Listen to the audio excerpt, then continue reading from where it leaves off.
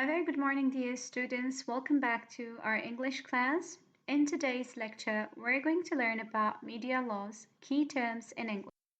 So, what are media laws and who are they made for?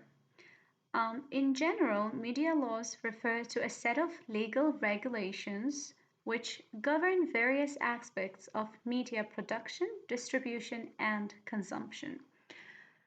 Media laws were primarily made for media organizations so that the information that they produce or distribute and whatever is being passed down to us as audience is right, transparent, and truthful. So, to maintain the transparency of information and to maintain the truthfulness of the procedure through which information is being passed down, certain media laws were created. And in this class, we're going to learn about those laws and how they're being defined or how they're understood in the media context. Now, what is the purpose of media laws? Primarily, it is to balance freedom of expression with other societal interests, such as privacy, national security, and public order. So, why would you need media laws?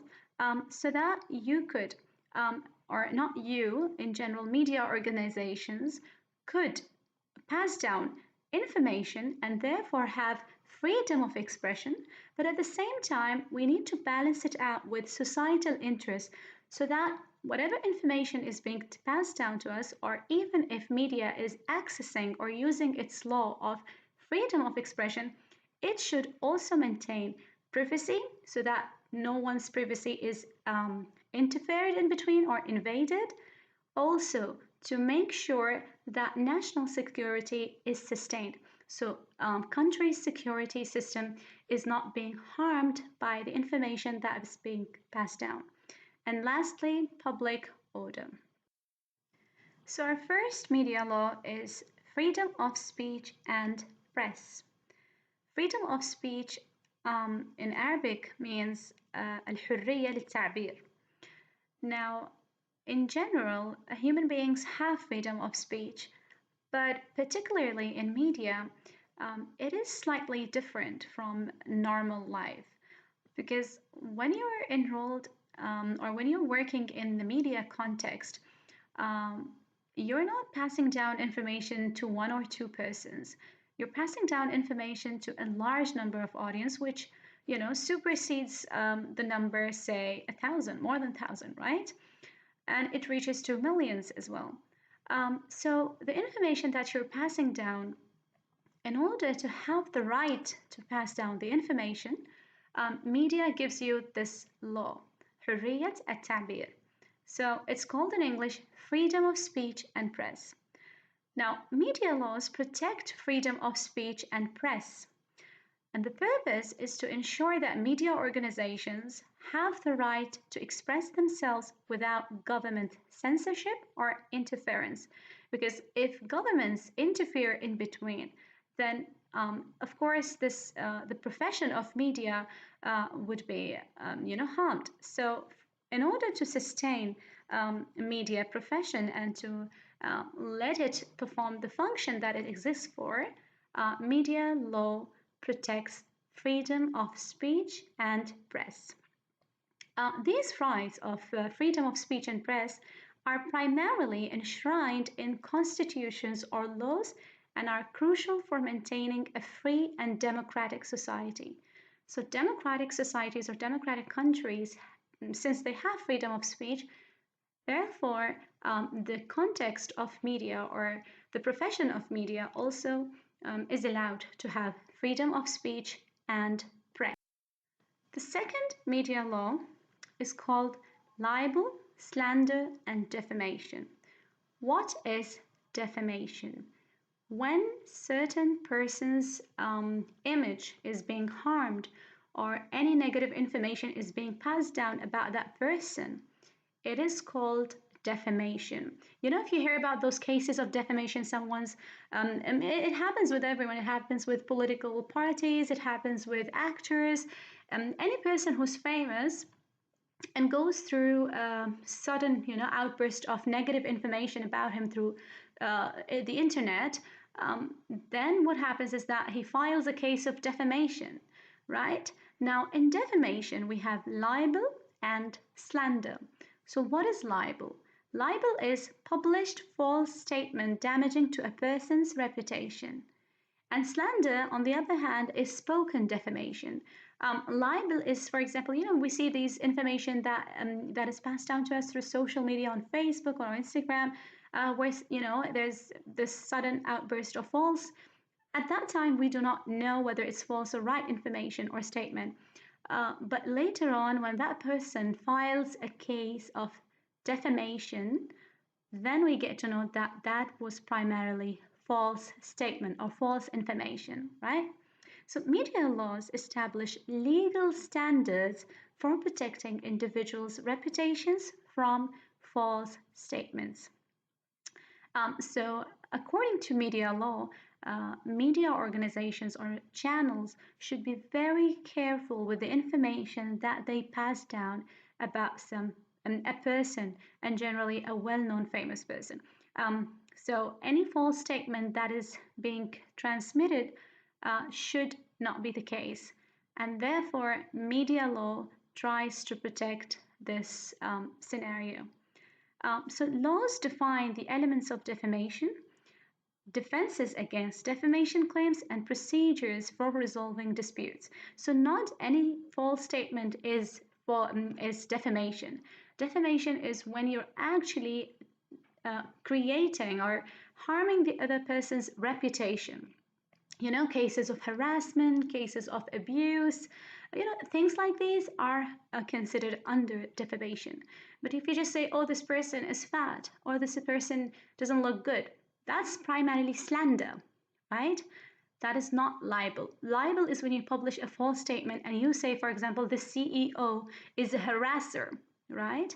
So this is called libel, especially if the information harms the other person's reputation. And then there are defenses against defamation claims and procedures to resolve the dispute, procedures to resolve this problem. So if a person's reputation was harmed through, transmission of false statements, then that person has the right to exercise law of defamation and file a case against it. And afterwards, if the information is proven right, which means he was not actually a harasser, say, for example, then in that case, that information should be omitted throughout from the internet. But there are certain procedures that are followed, which I would not get into in detail here, but all I want you to know is what is libel, what is slander, and what is defamation. Okay, the next law is called copyright law. I think most of you are familiar with this term. Copyright laws protect original works of authorship, such as written content, photographs, videos, music, and software from unauthorized use or reproduction. Now, media organizations, they must respect copyright laws when creating and distributing content, obtaining permission or license when necessary, and adhering to fair use exceptions. So primarily, what is a copyright law is any original work of authorship, be it written or spoken. It could be photographs, video, music, or software. So media cannot use any unauthorized content or reproduce it. So that's called copyright law. Then we have privacy law. So what is privacy law? Privacy law is the law which media uses so that it could regulate a person's personal information and how it is being used. These laws may restrict invasive news gathering techniques.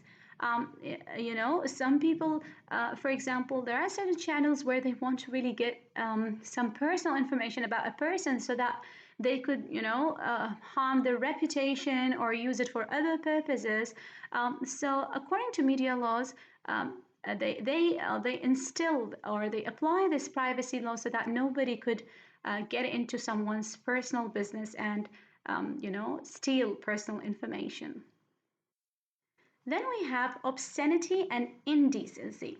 So, what is obscenity and what is indecency? Obscenity is extremely offensive words or expressions, and indecency, is the synonym of that. Um, so, what is primarily done by media law is that they regulate the distribution of obscene or indecent material, particularly content that is considered harmful to minors or violates community standards. You see, for example, through Instagram, they have this law of, content that is harmful to minors or could also violate community standards. For example, use of harsh words, use of curse words, so on and so forth. Anything pertaining to racism, anything pertaining to being abusive.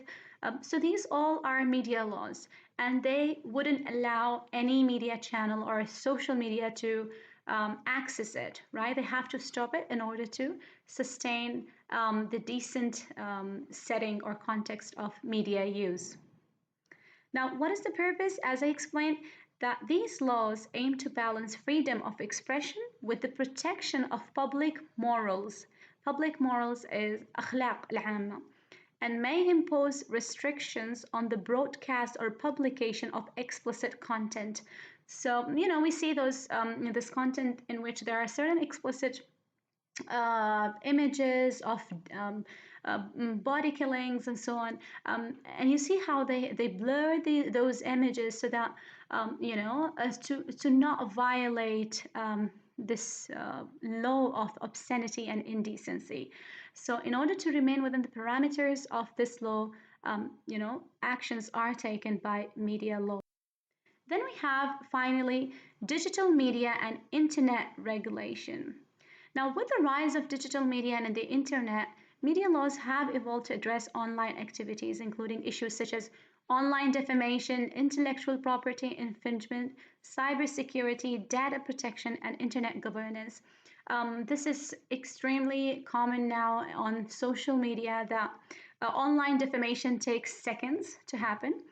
Then intellectual property is stolen without copyright law. Then we have cybersecurity. People are being threatened on the internet. They take their photos or videos. They create fake profiles, and they indulge in different, cyber activities, which are not only harmful on personal level, but also on societal and collective level. And also data protection, so that whatever data you're sharing is not being stolen from your mobile or from your computer, so on and so forth. So this law is necessary, which is called digital media and internet regulation. Now, I hope this lesson was beneficial. What I expect you to do is to memorize those key terms, and afterwards, we're going to have an activity in which you need to write. I'd give you the definitions, and what you have to do is label the definition according to the title of that law.